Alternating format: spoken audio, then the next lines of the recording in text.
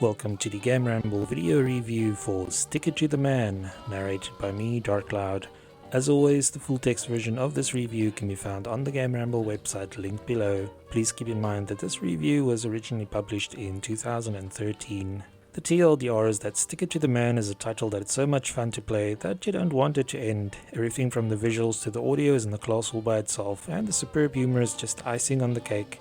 While not very taxing, the puzzle solving is still a blast, and the quirky combination of platforming and point-and-click adventuring makes this a standout title. Gameplay receives a 9 out of 10. Inside the platformer framework of Stick It to the Man beats the heart of a point-and-click adventure. Graphics receives a 9 out of 10. The game features fantastic visuals with plenty of memorable scenes. Sound receives a 10 out of 10. The audio impresses with great music and even better voiceovers.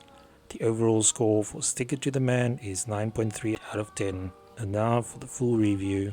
Ray has a pretty average life, working as a hard hat tester and living with his girlfriend Arlene until he's knocked out by a mysterious package falling from the sky. When Ray wakes up in the hospital, he finds himself with what he calls a pink spaghetti arm sticking out of his brain.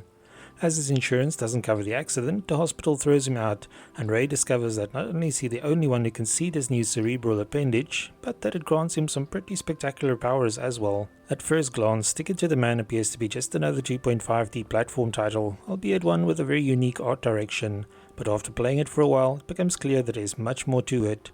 While you will be hopping around platforms and using the spaghetti arm to swing from pushpins that dot the levels, most of your time is spent listening to the crazy thoughts of other characters and solving puzzles in classic point-and-click fashion.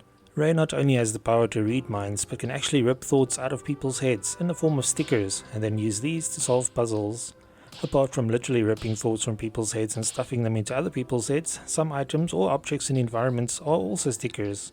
For example, you can rip the teeth out of a vicious alligator and stick it to a small toothless dog to eliminate some goons blocking your way. The puzzles are very surreal, but quite brilliant, so as much as we'd like to, we cannot share any more examples. Trust us, half the fun in the game is working out what bizarre chain of events you have to instigate to accomplish your primary goals. The spots to use the stickers are clearly indicated, so even the most obscure combinations can be figured out with a bit of trial and error. The game's areas, which range from a city to the inside of a mental asylum and even Ray's nightmares, are made out of cardboard and stickers, providing quite a unique visual style. You're not just confined to walking left to right, but can explore levels Metroidvania style to eavesdrop on the thoughts of others. You can pull up a handy map at any time, and levels are liberally sprinkled with checkpoints in the form of copy machines that simply print a new version of Ray if he bites the dust, so getting lost or stuck is rarely an issue. Some parts of the level are actually blocked off until you solve a few puzzles, and later on you will also encounter goons working for the titular man who wants to capture Ray. As Ray cannot fight back, the only way to get past the goons is by avoiding them or using their own thoughts against them. Playing Stick It to the Man is like watching a Saturday morning cartoon, and everything from the visuals to the audio is top notch. The people you encounter are caricatures with long spindly arms, tiny legs or severely exaggerated features. The results are pretty grotesque at times, but the game never loses any of its charm. The characters all have unique personalities, and we were taken aback by how great the voice acting was. Voice acting in indie games, and AAA titles for that matter, can be pretty hit or miss, but Stick It to the Man nails it perfectly. Characters tend to speak a little slowly, but we never skipped any dialogue, even with the ability to fast forward through speeches.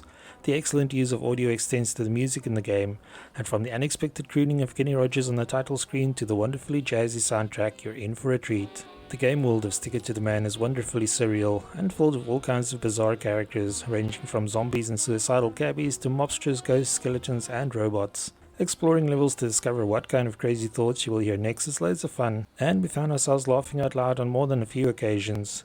You never know what will happen next, from animals that sound like Shakespearean actors to stupid looking goons that might surprise you with their intellectual thoughts. It's a pity that the game only has 10 chapters, as we wanted to see more of this wacky and unique game world.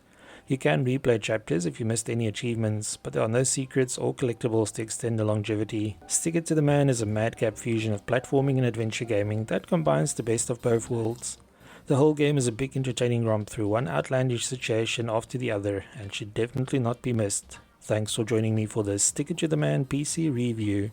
Remember to like, subscribe and share. Until next time.